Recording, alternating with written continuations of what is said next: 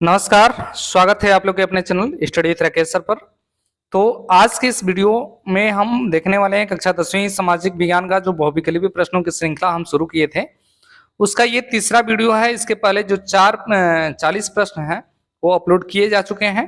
यहाँ 41वें नंबर से हम लोग आज का प्रश्न शुरू करेंगे। और आपको बता दें, आप लोग को हम बताए भी थे कि यदि इन प्रश्नों को आप तैयार कर लेते हैं तो सोच लीजिए कि ये पूरी किताब का है, जितना आपका हिस्ट्री, ज्योग्राफी, पॉलिटी और इकोनॉमी, टोटल जो 4 बुक है उसके निचोड़ है ये, ठीक है ना। इस सीरीज को आप फॉलो करिए, आपको अलग से बहुविकल्पी प्रश्न तैयार करने की कोई जरूरत नहीं है। तो चलिए हम लोग शुरू करते हैं आज का ये वीडियो। जैसा कि स्क्रीन पर देख रहे होंगे आप लोग। आगे बढ़ने से पहले आपको बता दें, यदि आप चैनल पर नए हैं तो प्लीज आप सब्सक्राइब कर लीजिए चैनल को। वीडियो यदि पसंद आता है तो लाइक जरूर करिएगा। चलिए शुरू करते हैं आज का पहला प्रश्न। तो आज का पहला प्रश्न, जैसा कि स्क्रीन पर आप लोग को दिखाई दे रहा है कि निम्नलिखित में से किसने एक गुप्त संगठन यंग इटली बनाया था। याद रखिए, यंग इटली का निर्माण किसने किया था। एक संस्था थी यंग इटली, उसका स्थापना किसने किया था। आपके सामने 4 विकल्प दिया गया है। पहला विकल्प है आप लोग का विक्टर इमैनुअल द्वितीय, उसके बाद जोसेफ मेस्सिनी, उसके बाद ऑटो वन बिस्मार्क, उसके बाद है आपका जोसेफ गैरिबाल्डी। तो इसका जो संस्थापक थे वो थे आपका जोसेफ मेस्सिनी, यानी ऑप्शन नंबर जो 2 होगा आपका राइट उत्तर हो जाएगा। ठीक है, चलिए चलते हैं अगले प्रश्न पे। तो अगला जो प्रश्न है आप लोग का, चलिए अगला प्रश्न आप लोग के स्क्रीन के सामने दिखाई दे रहा है। चलिए ये समझते हैं, कार्न लॉ किस देश से संबंधित है। दूसरा प्रश्न है, कार्न लॉ से कौन सा देश जो है संबंधित है। जर्मनी, संयुक्त राज्य अमेरिका, फ्रांस या ब्रिटेन। तो कार्न लॉ किससे संबंधित है, ये आपका संबंधित है ब्रिटेन से। ऑप्शन नंबर डी जो होगा राइट उत्तर हो जाएगा।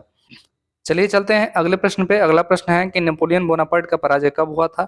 आप लोग को मालूम है, यदि थ्योरी क्लास पढ़े होंगे। बहुत ही शानदार और आसान प्रश्न है। नेपोलियन बोनापार्ट का पराजय हुआ था 1815 ईस्वी में। ऑप्शन नंबर बी जो होगा आपका राइट उत्तर हो जाएगा। अगले प्रश्न पे चलते हैं, महामंदी का सबसे बुरा असर पड़ा तकनीक पर या कृषि क्षेत्र पर या परिवहन पर या इनमें से कोई नहीं। तो याद रखिए, महामंदी का सबसे बुरा असर पड़ा था आपके कृषि क्षेत्र पर। किस पर पड़ा था, तो एग्रीकल्चर पर जो है महामंदी का सबसे बुरा असर पड़ा था। उसके बाद अगला प्रश्न है कि गुलामगिरी किसकी रचना है। याद रखिए, गुलामगिरी के लेखक कौन थे, तो ये है आपके ज्योतिबा फूले। याद रखिए, गुलामगिरी किसकी रचना है, ज्योतिबा फूले की। चलिए चलते हैं आगे बढ़ने से पहले आपको बता दें, यदि चैनल पे नए हैं तो सब्सक्राइब कर लीजिएगा चैनल को। आइए चलते हैं अगले प्रश्न पे। तो अगला प्रश्न है आप लोग का कि निम्नलिखित में से कौन सा विषय संघ सूची से संबंधित है। प्रतिरक्षा, शिक्षा, कृषि और व्यापार। याद रखिए, प्रतिरक्षा जो विषय है वो आपका संघ सूची में वर्णित है। आप लोग को मालूम है 3 प्रकार की सूचियां होती हैं। भारतीय संविधान में जो 12 अनुसूचियां हैं, उसमें जो 7वीं अनुसूची है उसमें सूचियों का वर्णन किया गया है, जिसमें संघ सूची, राज्य सूची और समवर्ती सूची का वर्णन किया गया है। इसमें प्रतिरक्षा जो विषय है वह संघ सूची से संबंधित है। चलिए अगले प्रश्न पर चलते हैं। अगला प्रश्न है कि भारतीय संविधान में भाषाओं को किस अनुसूची में रखा गया है। याद रखिए, 8वीं अनुसूची में रखा गया है। कमेंट करके आप बताइए कि भारतीय संविधान में भाषाओं की संख्या जो 8वीं अनुसूची में रखा गया है उसमें कितनी भाषाओं को रखा गया है। कमेंट करके जरूर बताइएगा आप लोग। चलिए अगले प्रश्न पे चलते हैं। अगला प्रश्न है, भारतीय संविधान के बारे में निम्नलिखित में से कौन सा कथन गलत है। यह धर्म के आधार पर भेदभाव की मनाही करता है, यह धर्म को राजकीय धर्म बताता है। याद रखिए, यही आपका गलत है। भारतीय संविधान जो है यह एक धर्म को राजकीय धर्म नहीं बताता है। इसमें दिया है कि यह एक धर्म को राजकीय धर्म बताता है, ये गलत है। तो भारतीय संविधान में निम्नलिखित में से कौन सा कथन गलत है, तो आपका दूसरा गलत है। यह एक धर्म को राजकीय धर्म बताता है, ऐसा नहीं है। ठीक है ना। चलिए चलते हैं अगले प्रश्न पे। अगला प्रश्न है, जनता का जनता के लिए शासन किस शासन की विशेषता है।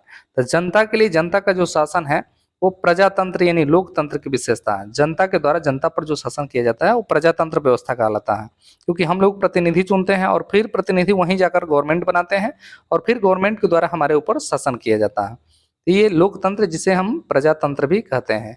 चलिए आगे चलते हैं। लोकतंत्र के मूल्यांकन की दृष्टि से निम्नलिखित में से कौन सा बिंदु लोकतांत्रिक व्यवस्थाओं के अनुरूप नहीं है। यानी लोकतंत्र में कैसी व्यवस्था होती है, स्वतंत्र एवं निष्पक्ष चुनाव, ये ऐसा होता है। व्यक्ति की गरिमा, सही है। बहुसंख्यकों का शासन, याद रखिए ये गलत हो जाएगा। यानी ऑप्शन नंबर सी जो होगा आपका राइट उत्तर होगा इसमें, क्योंकि देखिए प्रश्न ये कर रहा है कि लोकतंत्र के मूल्यांकन की दृष्टि से निम्नलिखित में से कौन सा बिंदु लोकतांत्रिक व्यवस्थाओं के अनुरूप नहीं है। तो लोकतांत्रिक व्यवस्था के अनुरूप ये है, बहुसंख्यकों का शासन नहीं होता है। याद रखिए, इसमें निष्पक्ष चुनाव होता है और जो व्यक्ति प्रतिनिधि चुनकर जाता है वही शासन करता है। उसके बाद है अगला प्रश्न कि उत्पत्ति के आधार पर संसाधनों के निम्नलिखित कौन सा वर्गीकरण सही है। केवल जैव, केवल अजैव, जैव और अजैव दोनों होता है। याद रखिए उत्पत्ति के आधार पर संसाधन के दो प्रकार, जैव संसाधन और अजैव संसाधन। ऑप्शन नंबर सी जो होगा राइट उत्तर हो जाएगा। उसके बाद अगला प्रश्न है कि प्रथम अंतर्राष्ट्रीय पृथ्वी सम्मेलन किस नगर में आयोजित किया गया था। आप लोग को मालूम है पहला ही चैप्टर है संसाधन और विकास, रियो डी जेनेरियो में जो ब्राजील में है, ठीक है ना।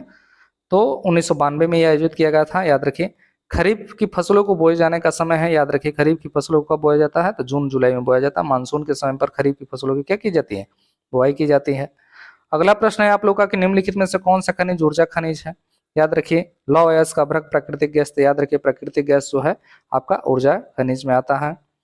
अगले प्रश्न पे चलते हैं। अगला प्रश्न है कृषि आधारित उद्योग का उदाहरण है। लोहा इस्पात उद्योग एग्रीकल्चर से संबंधित नहीं है, लेकिन सूती वस्त्र जो उद्योग है ये एग्रीकल्चर से संबंधित है। बाकी ये तीन जो उद्योग देख रहे हैं, लोहा वस्त्र उद्योग, रासायनिक उद्योग, गैस सीमेंट उद्योग, ये आपका एग्रीकल्चर से संबंधित नहीं है।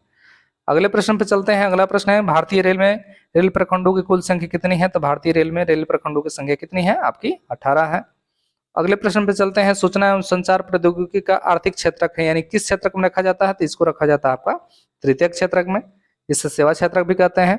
उपभोक्ता सुरक्षा अधिनियम किस वर्ष पारित हुआ था, तो याद रखिएगा इसको 1986 ईस्वी में पारित हुआ था उपभोक्ता सुरक्षा अधिनियम।